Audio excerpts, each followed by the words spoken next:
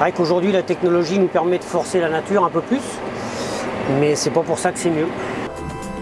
Bonjour les agris. Aujourd'hui je suis à Arcenay pour rencontrer Franck Belsort qui va nous parler semis de maïs.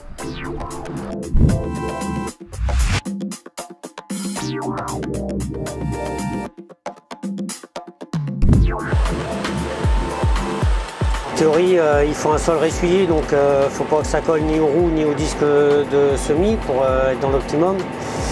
Il faut une température du sol pour que la germination se fasse le mieux possible avec de l'humidité et que le maïs puisse démarrer le plus vite possible. C'est tout l'art de notre profession, c'est de jongler avec les parcelles, les types de culture et puis les types de sol surtout.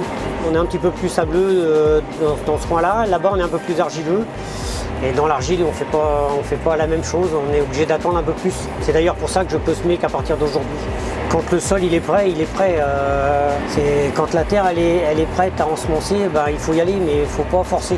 C'est vrai qu'aujourd'hui la technologie nous permet de forcer la nature un peu plus, mais c'est pas pour ça que c'est mieux.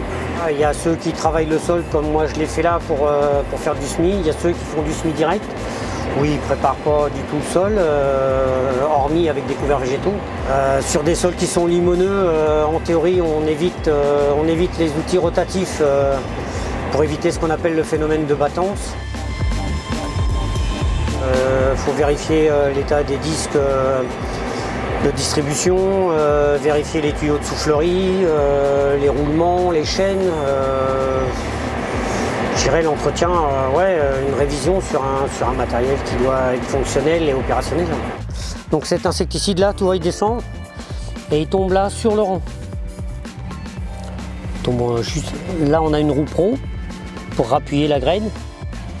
Donc la graine tombe juste devant la roue, elle l'appuie pour qu'il y ait un meilleur contact entre le sol et le grain.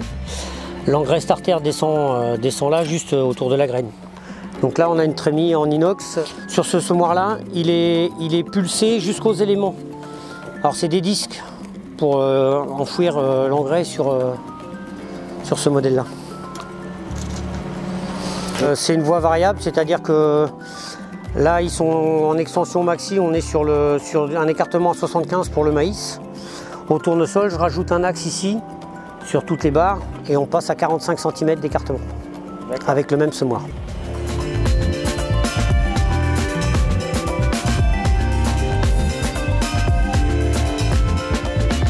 Aujourd'hui, je suis à 85 000 pieds hectares à peine. On est dans des conditions qui sont plutôt sèches. On avance dans le temps. Le potentiel, on n'a pas des potentiels à 120 quintaux non plus, donc ça ne sert à rien de semer pour des choses qu'on ne fera pas. Sur des maïs grains, certains sèment un peu plus épais parce qu'ils ont un potentiel meilleur, parce qu'ils ont semé beaucoup plus tôt. Plus on avance dans la saison, plus normalement il faut réduire la densité pour limiter la concurrence. On va vers moins d'eau, donc quand c'est de la terre qui est très bien préparée, peut-être un peu plus vite, mais moi sur des semoirs comme celui avec lequel je travaille, on est entre 5 et 6 km/h pour avoir avec une vitesse régulière pour que le semis soit le plus régulier possible. On nettoie sur le rang pour trouver les graines et puis on regarde à quelle profondeur elles sont. Moi aujourd'hui je sème entre 4 et 5 cm de profondeur pour mettre le grain dans le frais et puis essayer de limiter les dégâts liés au corbeau.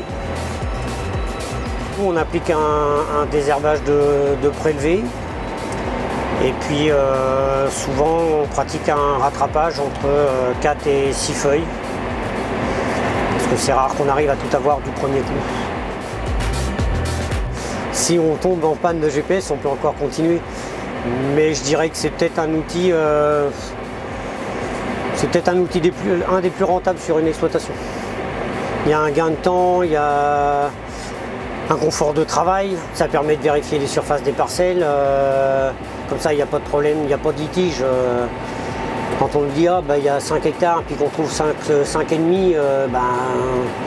ils ne les inventent pas, là, quand on fait le tour du champ, ils prennent le périmètre. Donc, pour ceux qui sont équipés de coupures de rang, grâce au GPS, il n'y a pas de croisement au bout de champ.